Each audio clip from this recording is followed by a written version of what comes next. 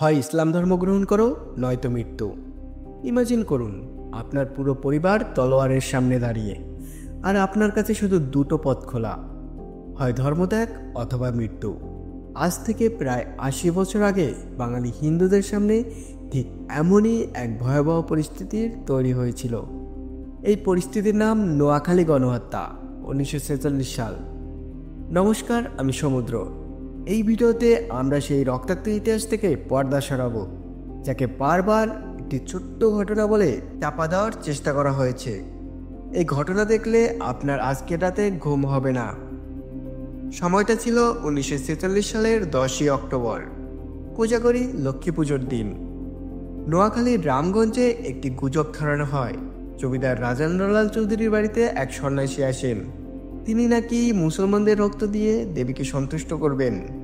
স্থানীয় পীর ও মুসলিম লীগের নেতা গোলাম সরোয়ার হোসেন এই গুজবকে কাজে লাগান। তিনি এক সমাবেশের ডাক দেন।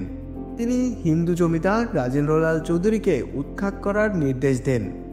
এরপরই উন্মত্ত জনতা হিন্দুদের দোকানপাট লুট করে ও আগুন দেয়। পরের দিন রাজেন্দ্রলাল রায়কে নির্মমভাবে হত্যা করা হয়। এমনকি তার মাথা কেটে রূপালী থালায় সাজিয়ে গোলাম সরোয়ারকে উপহার দেওয়া হয়। এই একটি ঘটনা থেকেই রায়পুর, রামগঞ্জ, লক্ষ্মীপুর সহ বিশাল এলাকায় আইন শৃঙ্খলা ভেঙে পড়ে। নোয়াখালীতে তখন চলছিল দারুল ইসলাম বানানোর এক ভয়ঙ্কর অভিযান। হিন্দুদের ঘরবাড়ি পুড়িয়ে দেওয়া হয় এবং চলে অবাধ লুটপাট। বাবা মা ও সন্তানদের সামনেই হিন্দু পুরুষদের কুপিয়ে হত্যা করা হয়। ভেঙে ফেলা হয় অসংখ্য মন্দির ও ভগবানের মূর্তি। সবচেয়ে ভয়াবহ ছিল জোর করে ধর্ম পরিবর্তন করানো। হিন্দুদের বাধ্য করা হতো ইসলাম ধর্ম গ্রহণ করতে। তাদের দিয়ে গো হত্যা করানো হতো এবং সেই গোমাংস খেতে বাধ্যও করা হতো। ধর্মান্তরিত পুরুষদের মাথায় টুপি ও মুখে দাড়ি রাখা ছিল বাধ্যতামূলক। হিন্দু মহিলারা ছিলেন এই নৃশংসতার সফট টার্গেট। রিপোর্ট অনুযায়ী প্রায় কয়েকশো মেয়েকে অপহরণ করা হয়। ১২ থেকে ৪২ কোনো বয়সী ধর্ষণের হাত থেকে রেহাই পায়নি। নারীদের সম্মান নিয়ে ছিনিমিনি খেলা হয়েছিল। তাদের শীতের সিঁদুর মুছে শাঁকাপলা ভেঙে স্বামীর হত্যাকারীর সাথে জোর করে বিয়ে দেওয়া হতো। এই গণহত্যার মূল হোতা ছিলেন গোলাম সরোয়ার হোসেন, কিন্তু এর বীজ বপন হয়েছিল ২ মাস আগেই, ১৬ই আগস্টের ডিরেক্ট অ্যাকশন ডেতে। কলকাতায় হিন্দুদের পাল্টা প্রতিরোধের প্রতিশোধ নিতে নোয়াখালীকে বেছে নেওয়া হয়। সেখানে হিন্দুরা ছিল সংখ্যালঘু।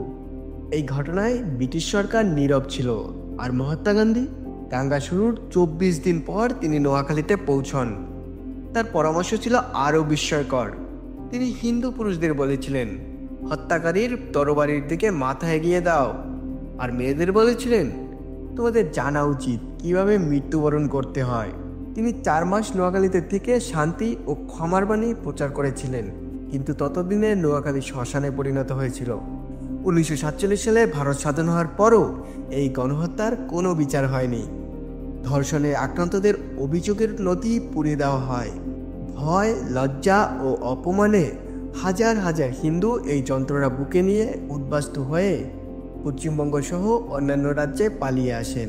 ইতিহাস বইতেও নোয়াখালীর এই বিভীষিকাময় অধ্যায়কে চাপা দেওয়ার চেষ্টা করা হয়েছে। ৮০ বছর আগের এই ঘটনা আমাদের জানা আজও জরুরি, কারণ সাম্প্রদায়িক হিংসা আজও সুযোগ পেলেই মাথাচড়া দিয়ে ওঠে। নোয়াখালীর এই করুণ ইতিহাস আমাদের শিখিয়ে দেয় চরমপন্থা এবং বিভেদ কত দূর গড়াতে পারে। তাই আমাদের একটাই বার্তা, যে বা যারা ধর্মীয় উস্কানি দিয়ে মানুষে মানুষে বিভেদ তৈরি করে তাদের বয়কট করুন। এই ইতিহাস আপনার মনে কী প্রভাব ফেলল? কমেন্ট বক্সে আপনার মতামত অবশ্যই জানান। এই সত্যকে যত বেশি মানুষের কাছে পৌঁছে দেবেন, তত দ্রুত আমাদের চ্যানেল গ্রো করবে। তাই এখনই এই ভিডিওটি শেয়ার করুন, লাইক করুন এবং এমন আরও অজানা সত্যকে জানতে আমাদের চ্যানেলটি অবশ্যই সাবস্ক্রাইব করুন। ভালো থাকুন, ভালো রাখুন। জয় হিন্দ।